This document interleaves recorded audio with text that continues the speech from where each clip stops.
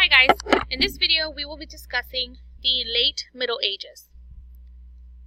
We are going to explain how the Crusades, the Black Death, the 100 Years' War, and the Great Schism contributed to the end of medieval Europe, and we will also identify the impact of political and legal ideas that are contained in the Magna Carta. By the time that we are finished, you will have compared and contrasted ideas contained in the Magna Carta to those that are in the Bill of Rights, and you will also analyze primary and secondary sources in order to determine the cause of the Black Death, and that will be done through an activity that we are going to do in class. So, the Magna Carta lesson is going to be another YouTube video that can be found on the website, or you can also type in this address here to take you to the video, or go to YouTube and search what is the Magna Carta and you'll find the video there as well. As you watch the video, complete the notes and use the information on the next 2 slides to complete the Venn diagram that's in your notes. As you're doing that, you will be identifying similarities and differences between the Magna Carta and the U.S. Bill of Rights. So this is the slide on the Magna Carta. These are some of the most important articles found in the Magna Carta, and I want you to look at these, read them over, and use them to fill out your Venn diagram. This is the second slide, which contains the 10 amendments that make up the Bill of Rights. So again, this is going to be used to complete the Venn diagram. So make sure you pause the video and go back between these 2 slides so that you can complete that assignment on the Magna Carta. Alright, so moving on to the rest of your notes, we're going to continue with talking about the Black Death.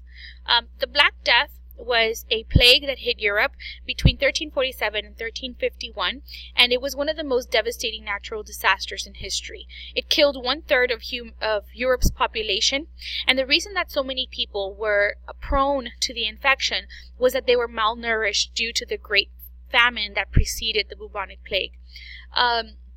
There were changes in weather patterns in Europe that created a small ice age, and that resulted in food shortages and starvation. So the word famine is another word for food shortage and starvation.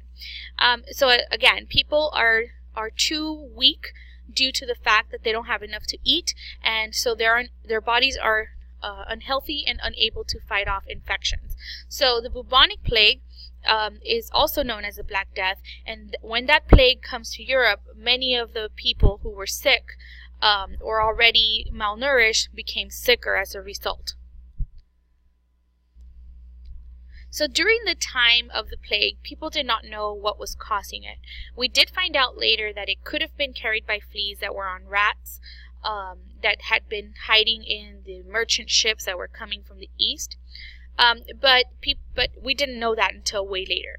So at the time, people were trying to find explanations for this terrible disease. And one of the things that they did was accuse the Jewish population of poisoning wells and spreading the plague.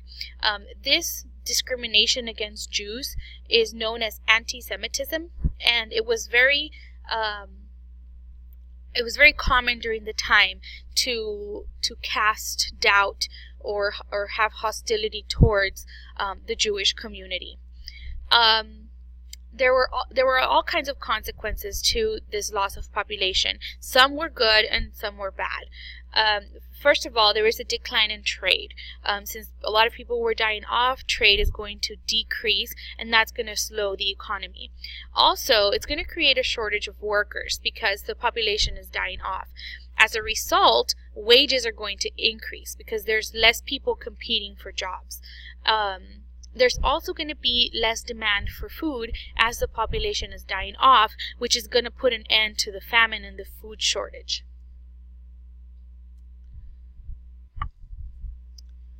Around the same time, we begin to see that the power of the church is going to decline. It started when Pope Boniface VIII and King Philip IV of France had a face-off over the power of their kingdom. The bishop claimed that the king was not allowed to tax the clergy or the church officials, and the king tried to have the pope arrested for refusing to pay his taxes. The pope escaped but died soon after that. So Pope Clement V, who was French and a friend of the king, moved his palace to Avignon. And that is where the Pope lived from 1305 to 1377. A new Pope, Pope Gregory XI, moved back to Rome and died soon after moving.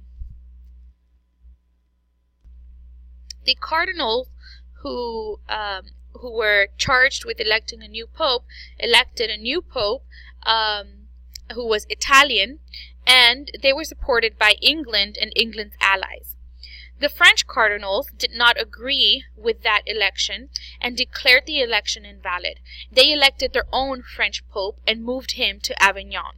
And this pope was supported by France and France's allies.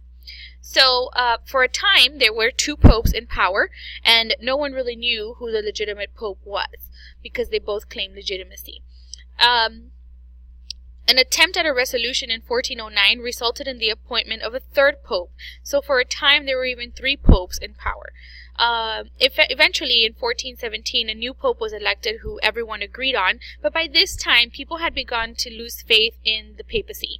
They felt that they weren't acting in a Christian manner, and that the church was exerting too much political power, and so they begin to lose the trust of the people.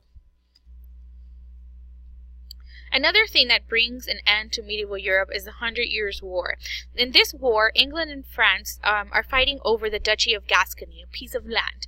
And the English started to use peasants as foot soldiers to fight against the French knights. And they were actually quite effective in the first battles.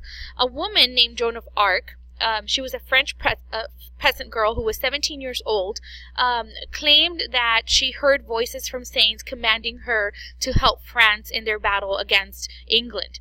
And she helped lead a lot of battles for the French army, and they even seized Orleans as a result of her leadership.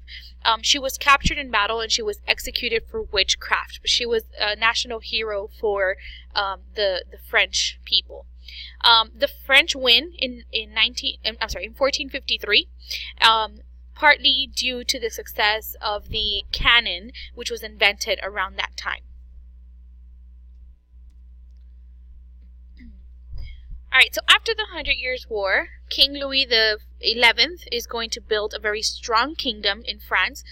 He imposes a permanent tax called a taille, which all peasants need to pay, all of the people in the lower class. So that is going to bring a lot of money to the French king. In England, you're going to see that Henry VII will create a strong government as well. He is going to eliminate private armies and raise a national army. And he is also going to reduce taxes so that people feel that taxation is fair. In Spain, we'll see that Isabella and Ferdinand, when they marry, are going to control two separate kingdoms. They are both strict Catholics, and they are going to force Jews and Muslims to convert to Catholicism or leave Spain if they don't convert. And we'll visit them again when we get to the Reformation and the Reconquista. Alright, and that brings us to the end of the lecture. If you have any questions, make sure you write them down and get to me when you get to class.